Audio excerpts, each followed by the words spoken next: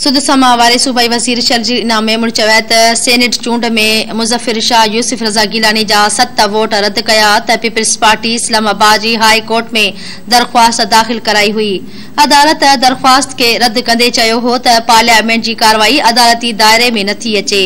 अहम ख़बर मां खे ॾेई रहिया हूं। शर्जील इनाम मेमून चयो त कराची में जारी कयल बयान में शर्जील इनाम मेमून चयो त इस्लामाबाद हाई कोर्ट जो फैसलो सुप्रीम कोर्ट में चैलेंज कयो अञा ताईं ॿुधणी नाहे थी।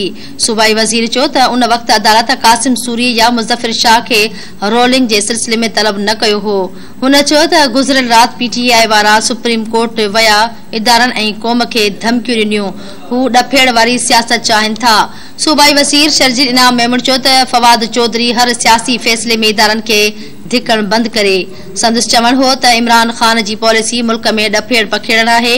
न्याज़ी जी एजेंडा इदारनि ते दबाव विझी मर्ज़ी जो फैसलो वठण आहे। शर्जील इनाम मेमून चयो त काल्ह रात सुप्रीम कोर्ट लाहौर रजिस्ट्री में माण्हुनि गेट ते हमलो कयो। हमले या फोटेजिस भी मीडिया ते नशर थिया आहिनि।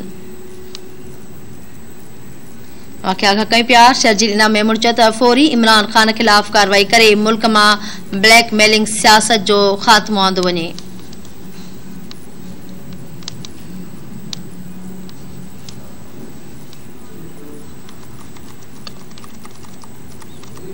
जी नासिरीन अवां खे अहम खबर बाबत आगाह कर रहा हूं। सुद समा वारे सूबाई वज़ीर शर्जील इनाम मेमून चयो आहे त सेनेट चूंड में मुज़फ़िर शाह यूसुफ रज़ा गिलानी जा 7 वोट रद्द कया त पीपल्स पार्टी इस्लामाबाद जे हाई कोर्ट में दरख्वास्त दाख़िल कराई हुई।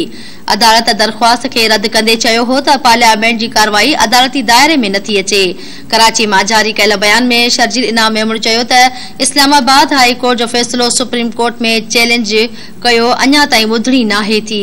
सूबाई वज़ीर चयो त उन वक्त अदालत कासिम सूरी या मुज़फ़िर शाह के रोलिंग के सिलसिले में तलब न कयो हो। हुन चयो त गुज़िरियल रात पीटीआई वारा सुप्रीम कोर्ट विया इदारनि ऐं क़ौम खे धमकियूं ॾिनियूं। हू ॾफेड़ वारी सियासत चाहिनि था। सूबाई वज़ीर शर्जील इनाम मेमून चयो त फवाद चौधरी हर सियासी फैसले में इदारनि के धिकण बंद करे।